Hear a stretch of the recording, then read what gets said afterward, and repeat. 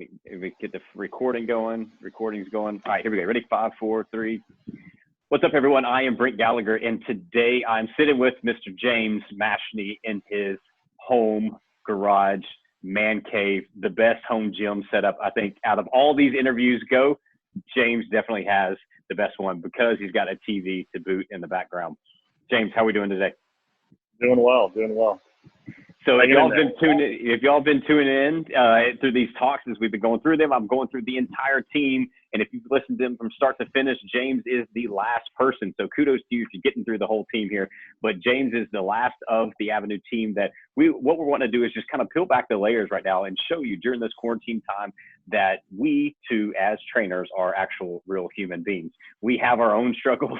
We have the things that we like to do. We have the things that we don't like to do. We are not motivated at time. We want to sleep in. We want to eat the full bag of chips. Like, we want to do the whole 9 yards. So what we want to do is just kind of have a fun, candid conversation, let you in a little peek at what it's like to be on our side of this. And then also too, as well, to give you a little bit of motivation at the very end to help you kind of continue on your journey. So with that in mind, James, what are you doing outside of, like, I'm sure everybody right now is looking over your shoulder going, man, if I had that gym at my house, I would be so fit during this period of time. But so enlighten us. Tell us, what are you doing right now to keep yourself healthy throughout this quarantine season? Just trying to stay moving. Obviously, we've got the stuff behind us and we've been taking advantage of that.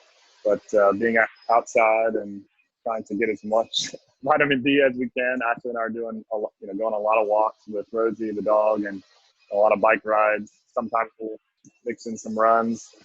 So trying to keep it balanced, not overdo it, but at the same time, there's a lot of stuff going on in the world, a lot of noise out there. So we're just trying to take, our work time and our kind of self-healing time and just, let it all decompress and let it saturate and think about it.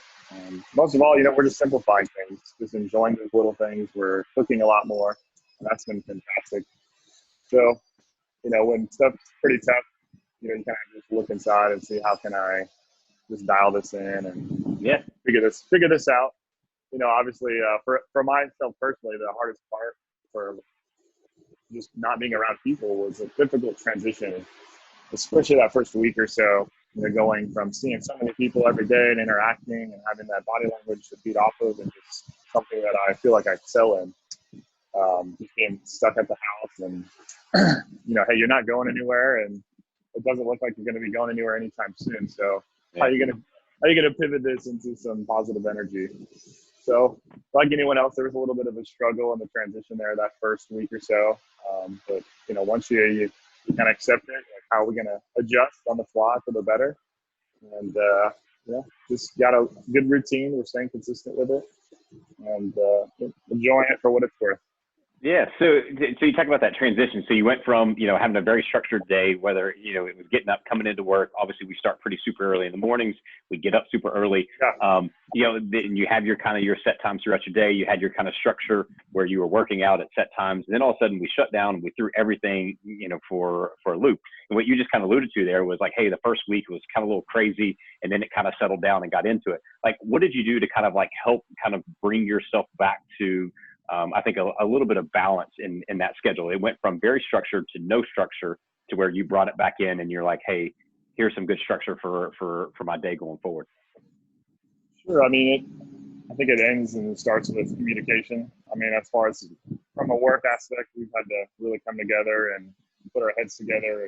We've had a lot more meetings than usual probably, but, crisis definitely dictates that. Make sure we're on the same page. What's our strategy? What's our approach? And even the same thing at home with Ashley. She's working from the house. I'm working from the house now.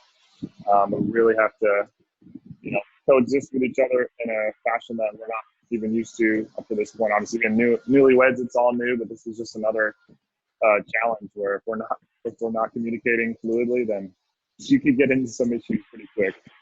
But it's been fine. It's been great.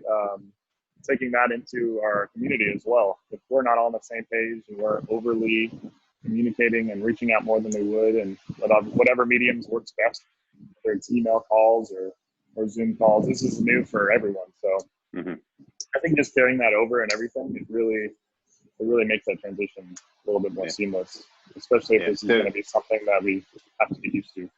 Right, right. So not only does the communication help you out with getting, kind of some clarity, I think, around like your health and fitness goals, but it also, as you're saying right here, is going to lead to a stronger marriage at the end of this too. So, so it's like a twofer. It is a twofer there with it all. So you kind of did allude to a little bit in the beginning about, hey, there's some struggles here and some struggles there, and those come with the territory. Hey, everything's new for us. Nobody's really gone through this. There's not a book that we can read and say, hey, what's it like to go through Corona, and let me learn some lessons from this.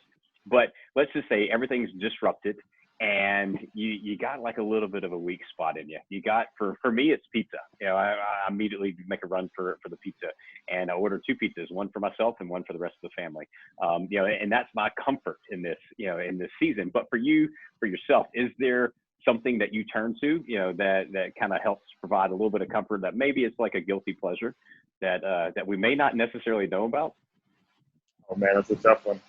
I guess I indulge more than I want to admit, but I won't necessarily overdo it, but I definitely am one for variety. So maybe it wasn't this week or a couple weeks from now. Whether it's a voodoo donut, obviously you guys blessed me with this giant suitcase of vegan, mind you, voodoo donuts on my birthday, and that was lovely. So I definitely don't want to see a donut again for probably a year or two, just due to how big that box was. But I'm definitely kind of connoisseur in pizza, and Italian food is definitely probably my go-to, whether it's a nice hearty pasta or some delicious pizza. Yeah. So what you're saying is basically is that if you just overstuff yourself with that indulgence once, then you're done with it for a long time. So typically I wear it out, and then I'm like, what's the next one? Whether it's dark chocolate or a nice cold beer like the rest of the team. There you go. Hopefully you only have a handful of them, then you can run through them, and then you're good for at least the next month, and then you'll pick it back up at another date. So, no, we always want to make sure that you listening here just understand as well as we have the same desires and urges when it comes to taking off from a workout, from eating, obviously from our voodoo donuts to any other thing that's out there. We're all different. Some of us crave sweets. Some of us are going to crave the salty stuff or the crunchy stuff, whatever it is, But as James just said, he goes, hey, I enjoyed it. I did it. But I realized that about myself too as well. I think as we all do, and be okay with it. You don't throw in the towel when you had that big box of donuts. You probably ate a few of them, and you're like, hey, I got my fix. I enjoyed it, and I'm going to move on. And so that does go into a lot of what we speak about here at Avenu, is that everything's about sustainability. And that means obviously too, as well as enjoying yourself out there. So because if we try to be so structured and so rigid, like life becomes not fun, then all of a sudden, you're starving yourself and you're exhausted, and you think that's quote unquote a healthy lifestyle. So speaking of that too, as well, if you're exhausted, if you're starving, James, right now, someone was, let's say the person listening to this right now, before all this started, they were doing really well. They were getting in, they were working out a few times a week. They were eating healthy. They kind of, loaded up their plate with lots of veggies. And then all of a sudden Corona hit, and they try to do it. They try to maintain that regular schedule for a while. And then all of a sudden they're like, you know what? The lines at the grocery stores are just too much. I'm going to start ordering out. And they got kind of into the habit of ordering out every meal. And then, like the gyms are closed. This virtual stuff isn't for me. I'll just pick back up on it when everything slows back down. What would you say to someone right now who's kind of in that situation, who's kind of looking right now to you to say, hey, help me understand, why is it important for me to take the next step? Sure. I'd start with just like I started at the beginning, just trying to, how do I take that first step to just dial it in and get some consistency. Yeah. And typically if you get one foot in front of the other, and obviously it's going to get some positive momentum there. And, I like to think in these rougher times, everyone's having to tighten up, whether it's financially or, at the house, and all these different ways that we're having to look inside and readjust. Just start with a small step, try to get some small base, whether it's once or twice a week, getting moving again, or, I'm going to start cooking once or twice a week and kind of just build from there. Don't try to go for the moon. Oh, it's not here now. But if you can maintain these, these great habits in a tougher time, it's going to be way easier when things are not so lean and they're a little bit fatter and things are going well. And you can kind of build into that. That way, that you build something that's long lasting, and it's not going to it's the next fad, it's the next phase. Whenever the downturn is, I'm going to get down with it. So trying to stay consistent at all levels, and even things around us are just burning to the ground and getting chaotic. But just focus on yourself and see what I can do today to have a brighter outcome. That's so huge. So again, if y'all have been listening to these, if you listen to all the episodes so far, like literally what James just said is what every other trainer has said the same thing. They said, take these little small steps. Like just do something to get some success kind of in your pocket that helps you, kind of encourages you just to take the next step as you move forward. So it's not about trying to get, from 0 to 100 in one big jump. It's like, say, no, I'm going to get there by going 1, 2, 3, 4. Now it's slow going. It's not a microwave type of approach. It's very much a crock pot and kind of set it in there and let it simmer. But as James is just saying there, like even in the crisis times, even in the chaotic times that we're facing right now, you go, no, this is something that I can truly sustain. This is part of who I am. It's not something that I just do when it's convenient for me on Monday, Wednesdays, and Fridays.